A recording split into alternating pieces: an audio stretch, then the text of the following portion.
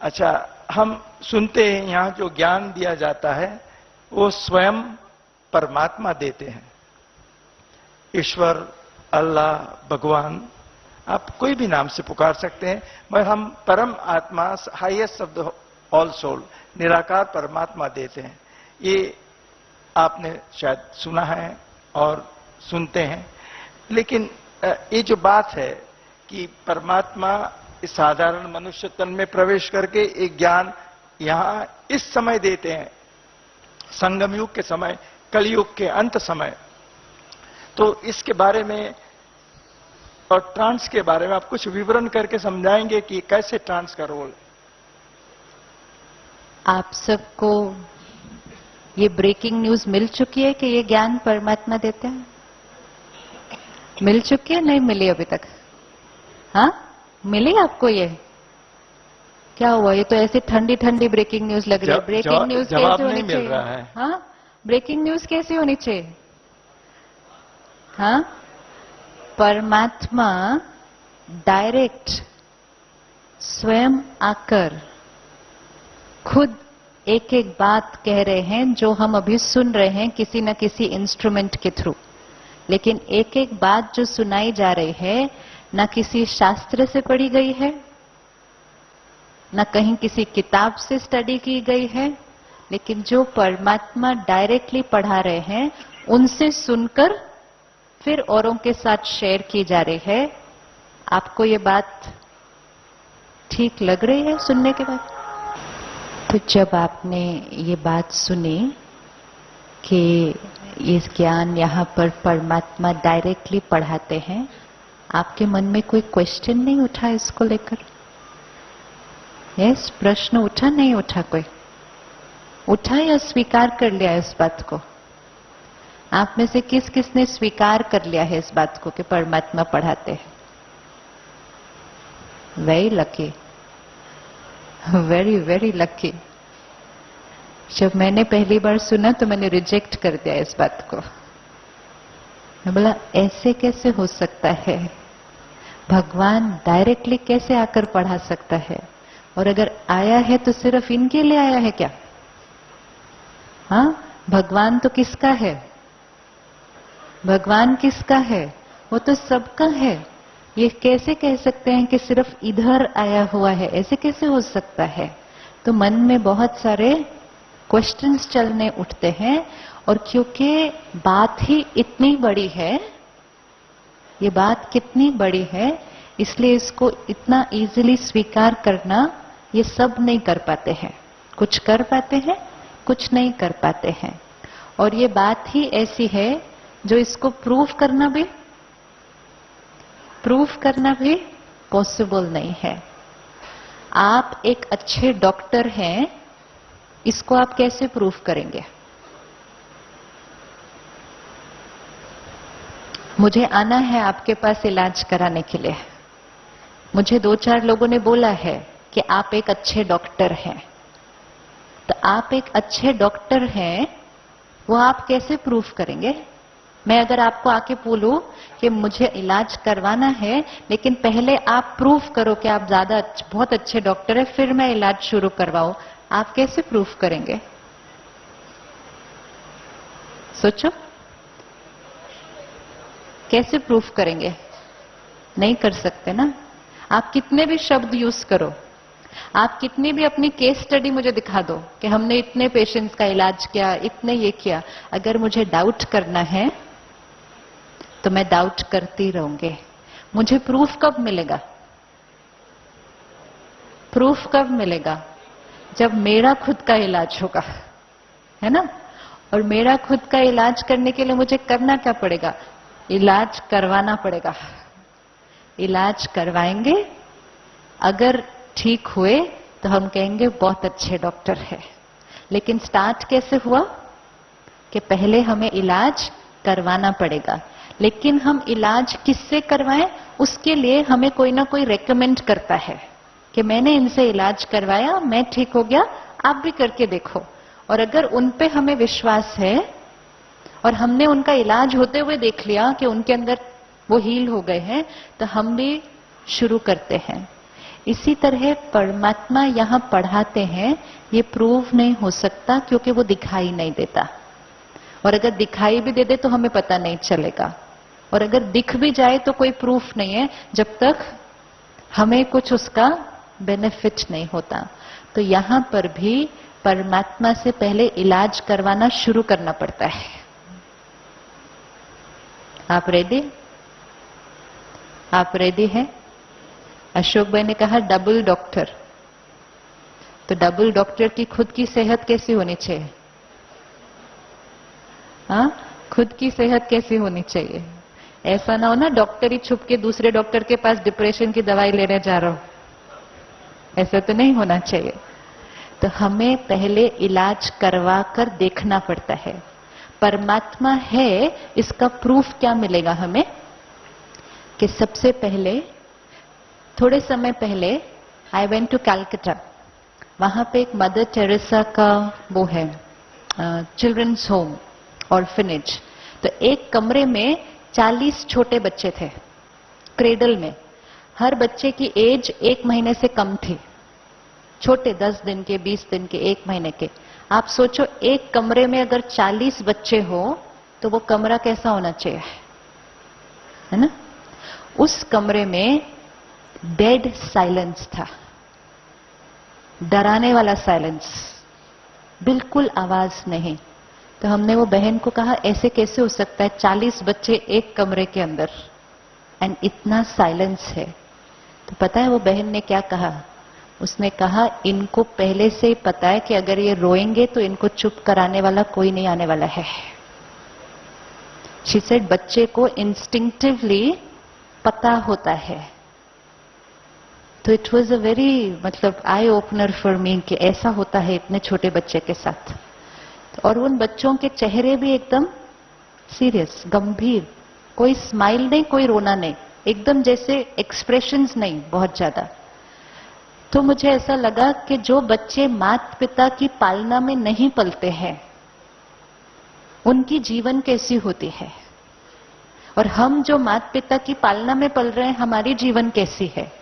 तो हमें अपने माता पिता से क्या मिलता है अपार्ट फ्रॉम फिजिकल थिंग्स? हमें मिलता है प्यार, प्रोटेक्शन, पालना। इसी तरह आत्मा जो परमात्मा के प्यार, प्रोटेक्शन और पालना में पलने वाली आत्मा है, उसके चेहरे कैसे होंगे? उनके चेहरे कैसे होंगे? और जिन आत्माएं अभी परमात्मा की पालना में नहीं पल रही, तो हम कैसे हैं? पिता की पालना के बिना है। तो उसको क्या कहेंगे? क्या कहेंगे उसको? और वो बच्चे कैसे होते हैं? उदास, परेशान, कंफ्यूज्ड, डरे हुए, अकेले। तो पालना लेना शुरू करते हैं। अगर हमें वो प्यार, प्रोटेक्शन, वो अनुभव होगी तो हमें अपने आप अनुभव हो जाएगा कि हम किसकी छत्र छाया में आ गए हैं। जैसे ये बच्चा जो अपने माता पिता से अलग हुआ हो, लेकिन अगर ये कोई भी एज में फिर से अपने पेरेंट्स से मिलेगा तो मिलते ही क्या होता है? मिलते ही क्या होता है? कुछ हो जाता है ना, इंस्टिंक्टिवली कुछ होता है। कोई बच्चा अडॉप्टेड हो लेकिन 20 साल की एज में भी अगर वो अपने एक्चुअल पेरेंट्स से मिलता है तो इमीडिएटली क्या होता है? अब उसमें वो अपने पेरेंट्स को ये जाके नहीं बोलता मुझे प्रूफ दो, अपना डीएनए टेस्ट करके मुझे दिखाओ कि आप मेरे पेरेंट्स हो। उसको फीलिंग आ जाती है। इसी तरह हम भी बिछड़े हुए थे, कंफ्यूज, डरे हुए थे। हम उसको ढूंढने की कोशिश कर रहे थे, नहीं मिला, बहुत कुछ किया हमने। अब वो आकर हमें ढूंढता है, और जैसे ही वो हम उससे मिलते हैं हमको इंस्टिंक्टिवली पता चल जाएगा कि हमारा कनेक्शन किससे जुड़ा है, क्योंकि हमें इमीडिएटली वो प्यार, वो प्रोटेक्शन और वो पावर अनुभव होगी जो सिर्फ एक पेरेंट से मिल सकती है। धर्म पिताओं से कुछ और मिलता है, संत आत्माओं से, महात्माओं से कुछ और मिलता है, लेकिन परमात्मा से कुछ और ही मिलता है। लेकिन वो शब्दों में डिस्क्राइब नहीं हो सकता। वो क्या करना पड़ेगा उसके लिए? उसके लिए क्या करना पड़ेगा? अनुभव करना पड़ेगा। तो परमात्मा, जैसे हम आत्मा निराकार है, तो परमात्मा भी निराकार है। जब उसे हमसे मिलने आना है, हमसे बात करनी है, तो हमसे बात करने के लिए उसे एक फिजिकल कॉस्ट्यूम चाहिए होगा। जैसे यहां से बैठकर हमें अगर आपसे बात करनी है तो हमें एक माइक यूज करना ही पड़ता है। बिना माइक यूज किए हम तो बोल सकते हैं, लेकिन बिना माइक के आपको आवाज नहीं आएगी। इसी तरह वो तो अपना ज्ञान ऐसे ही ट्रांसमिट कर सकता है क्योंकि वो ओवर पावरफुल है, लेकिन बिना माइक के हमें वो ज्ञान समझ में नहीं आएगा क्योंकि हमारी वो कैचिंग पावर अभी नहीं है। तो परमात्मा का जो माइक है वो है ब्रह्मा बाबा, वो है ब्रह्मा बाबा, क्योंकि परमात्मा ने उनके मुख को यूज किया है। बाकी ब्रह्मा बाबा गुरु नहीं, ब्रह्मा बाबा संत आत्मा नहीं, ब्रह्मा बाबा हम सब की तरह साधारण मनुष्य आत्मा, प्रवृत्ति में रहने वाले, परिवार और बिजनेस करने वाले। परमात्मा उनके मुख का यूज करते हैं, बात करते हैं एंड फिर वापस गायब, अपने घर आना, यूज करना, चले जाना। तो वो पाठ चला ब्रह्मा बाबा के तन से 1936 से लेके 1969 तक, और ये विद्यालय स्थापन हुआ। इट इज नॉट कि परमात्मा इस विद्यालय में आते हैं, इट इज परमात्मा आया हुआ है और जो उसको पहचानता है वो विद्यालय का हिस्सा बन जाता है, उस फैमिली का हिस्सा बन जाता है। जैसे पिता आपका एक जगह होगा, सारे बच्चे पिता के पास आएंगे, परिवार बढ़ता जा रहा है। 69 के बाद कार्य तो चलना था, ब्रह्मा बाबा का शरीर बुजुर्ग हो गया, it was time to leave the costume, लेकिन शिव बाबा ने तो बच्चों से मिलना है ना। तो 1969 के बाद परमात्मा का कार्य एक और रथ के थ्रू हो रहा है। कौन है वो रथ? कौन है वो रथ? आप मिले उस रथ से?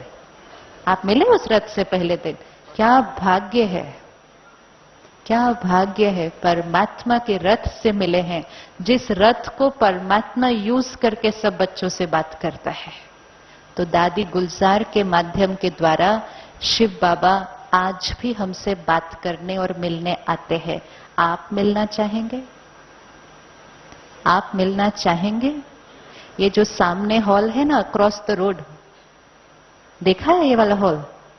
अभी 1 महीने के बाद से वहां एक वंडरफुल सीन होगी कि दादी गुलजार उस स्टेज पर बैठेंगी, 20,000 बच्चे सामने बैठेंगे, पिन ड्रॉप साइलेंस होगा, आपको लगेगा खाली है हॉल, और परमात्मा उस रथ को यूज करके हम सब बच्चों से मिलने आते हैं, मिलते हैं, बात भी करते हैं, जो मैसेज देना है वो भी देते हैं।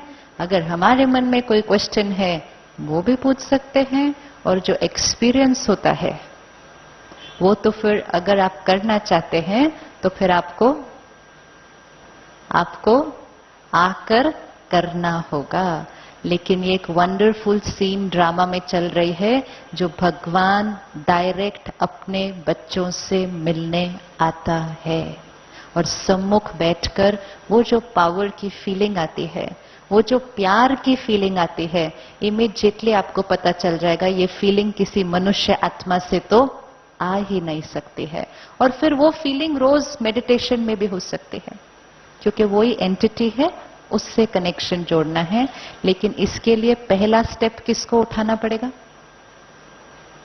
पहला स्टेप किसको उठाना पड़ेगा?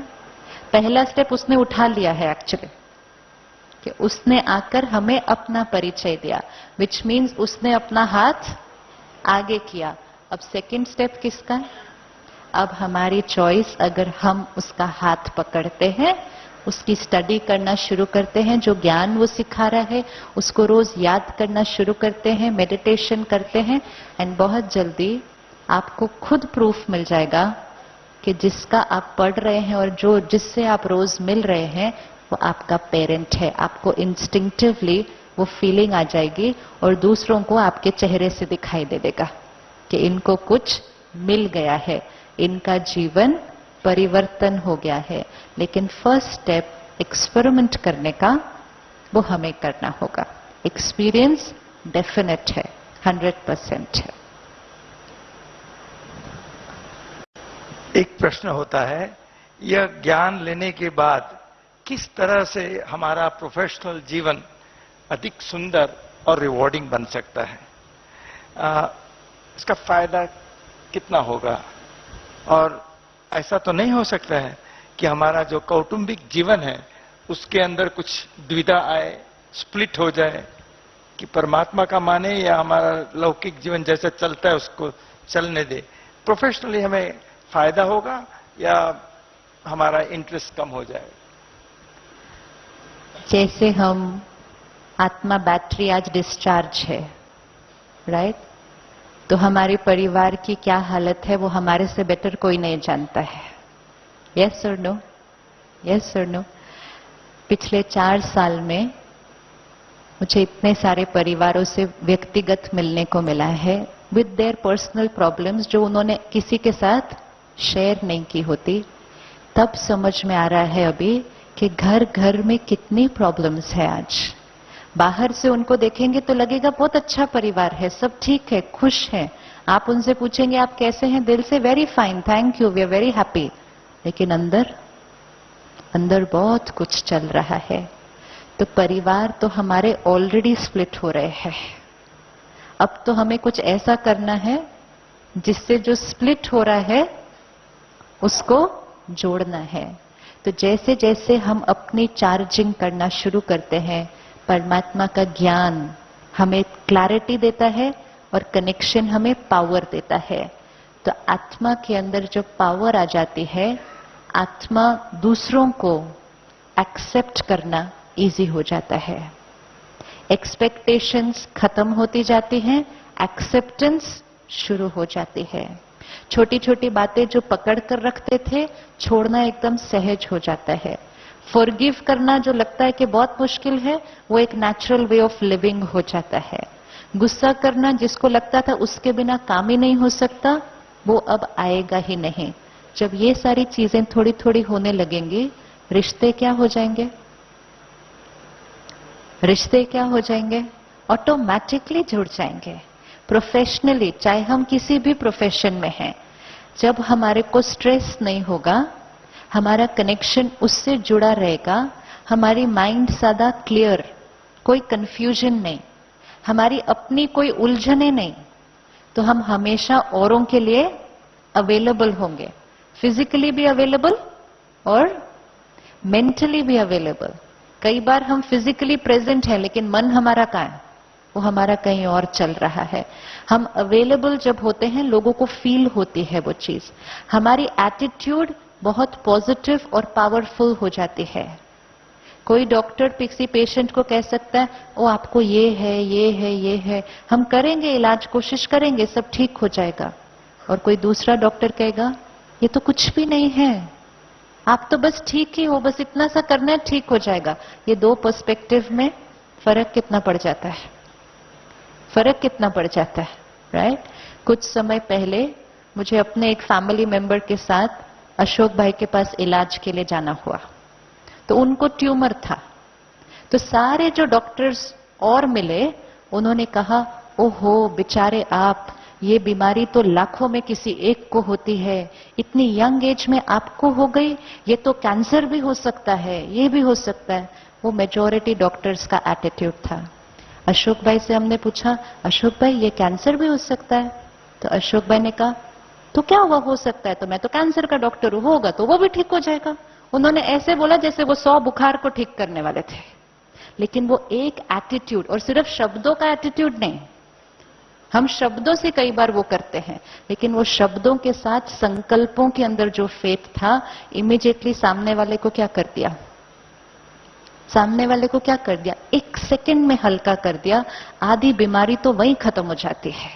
और बीमारी इतनी सी हो, अगर हमारे आसपास के लोग हमें डरा देते हैं तो बीमारी का प्रेशर और बढ़ जाता है। लेकिन वो अपने थॉट्स में पॉजिटिविटी चाहिए ना, फिर हम उसको रेडिएट कर सकेंगे किसी और को। आज हम शब्दों में किसी को कह सकते हैं, कोई बात नहीं आप ठीक हो जाओगे, लेकिन अंदर से हम सोचते हैं है तो सीरियस बात, वैसे पता नहीं, देखते हैं आगे क्या होगा। तो फिर वो क्लैरिटी नहीं है, वो शब्द कुछ और कह रहे हैं, सोच कुछ और कह रही है।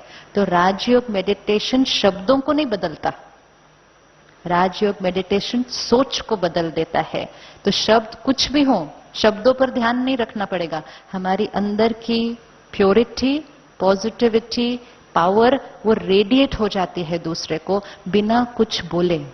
आपको कुछ ज्यादा बोलना नहीं पड़ेगा। तो प्रोफेशनली हम अवेलेबल हैं। एंड मोस्ट इंपॉर्टेंट जो हमने शाम को भी देखा, अपनी वैल्यूज पर चलने की ताकत। आज हम वैल्यूज पर चल रहे हैं, लेकिन कई बार हमारी वैल्यूज ही हमारे लिए प्रॉब्लम बननी शुरू हो जाती है।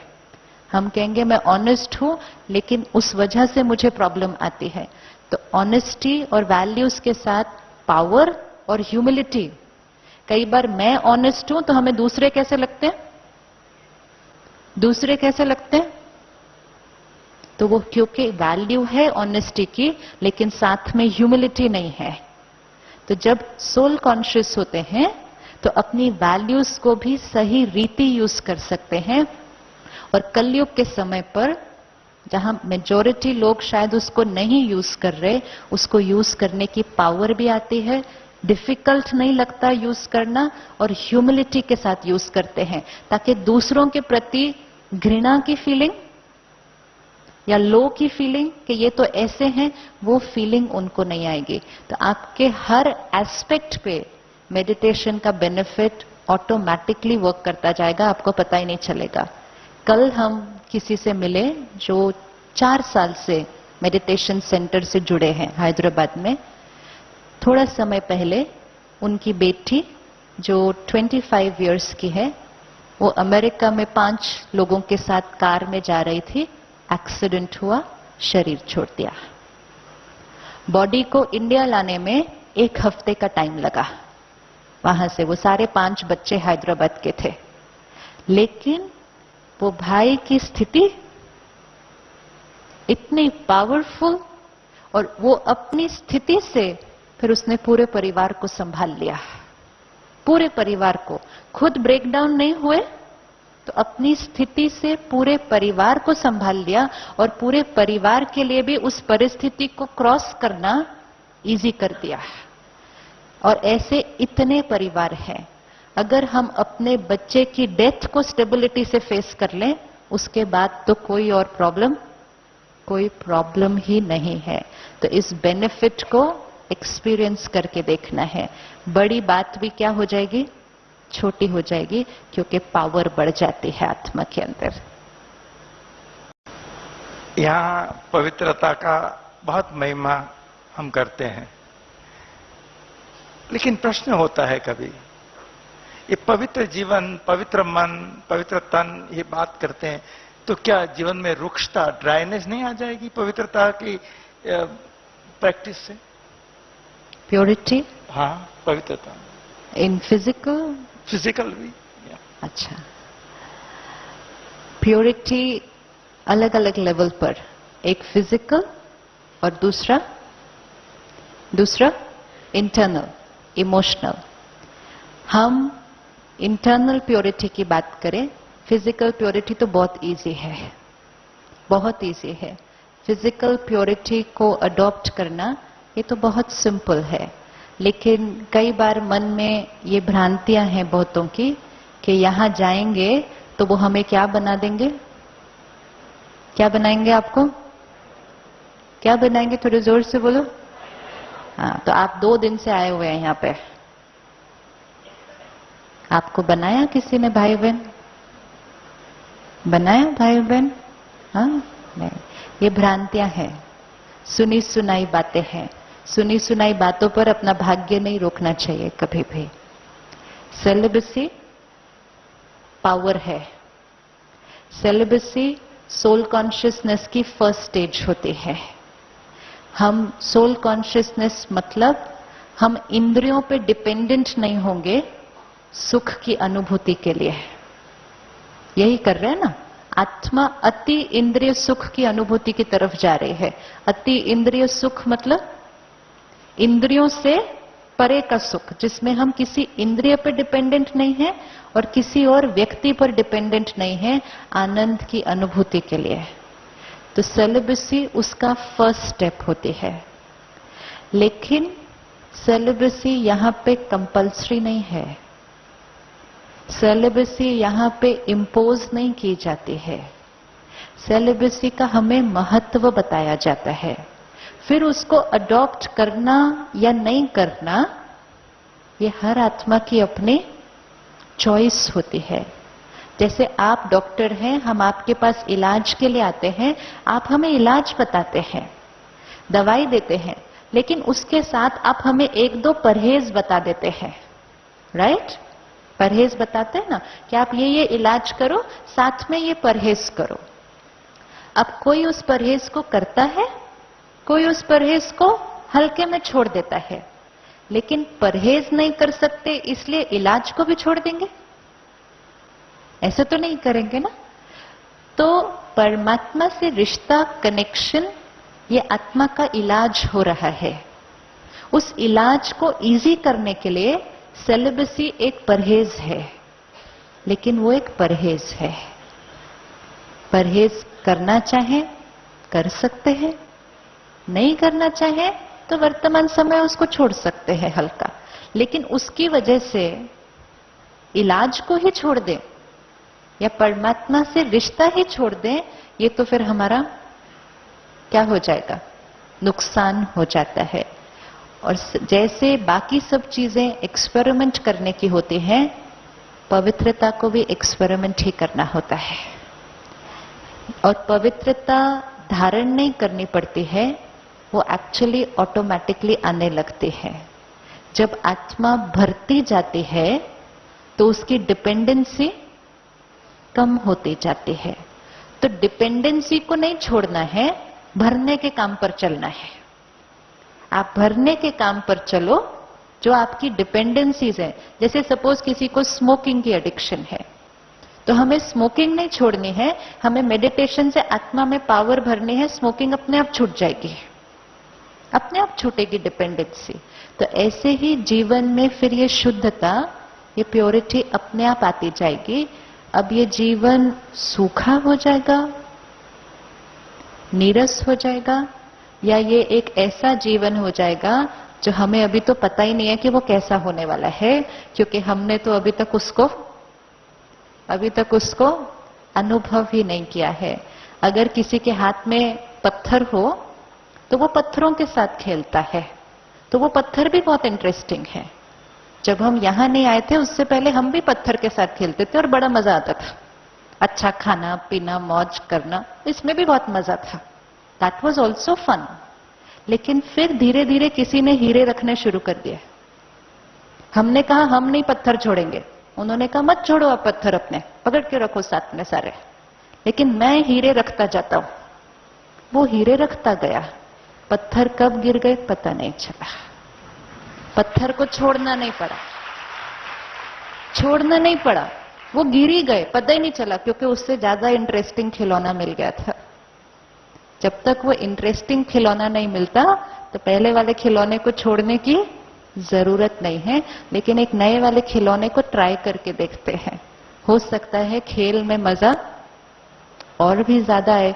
लेकिन हमारी कई बार पुराने खिलौने से इतनी अटैचमेंट होती है कि हम नए वाले खिलौने के साथ एक्सपेरिमेंट करने के लिए रेडी नहीं होते। तो एक बार उसको ट्राई करके देखें कि कैसी फीलिंग आती है प्योरिटी से। और फिर प्योरिटी फिजिकल तो एक बहुत छोटी चीज है, लेकिन प्योरिटी इंटरनल मीन्स हर थॉट क्लीन होने लगेगी, हर एक के प्रति जैसा सोचने लगेंगे क्लीनलीनेस आने लगेगी। और जिसकी थॉट्स क्लीन होनी शुरू हो जाएंगी उसका सारा दिन जीवन कितना बोरिंग होगा, कितना बोरिंग होगा जीवन। यस, रूखा सूखा होगा। हम फिर भी सब कुछ करेंगे, घूमने जाएंगे, शॉपिंग करेंगे, पार्टी करेंगे, डिनर पे जाएंगे, हॉलिडे करेंगे, सब कुछ करेंगे, लेकिन एंजॉय करके करेंगे, खुश रहकर करेंगे। खुश होने के लिए नहीं करेंगे, खुश रहकर उसको करेंगे। हम पार्टी जाएंगे ताकि खुश हो नहीं, हम खुश होकर पार्टी में जाएंगे, ताकि फिर जहां भी जाएंगे सबको क्या देंगे, खुशी रेडिएट करेंगे, ना कि वहां जाकर छोटी सी बात पर मुंह सुजा के बैठ जाएंगे। तो फोकस चेंज हो जाएगा, इक्वेशन चेंज हो जाएगी। चीजों को करेंगे खुश होने के लिए नहीं, खुश रहकर वो सारे जीवन जिएंगे जो सारे जीते हैं। लेकिन we will become radiators of peace and love and happiness. लोग आपके साथ रहना चाहेंगे, they would want to be with you. So this has to be experimented कि जीवन कैसी हो जाएगी. It will be lot of fun. It will be true fun actually.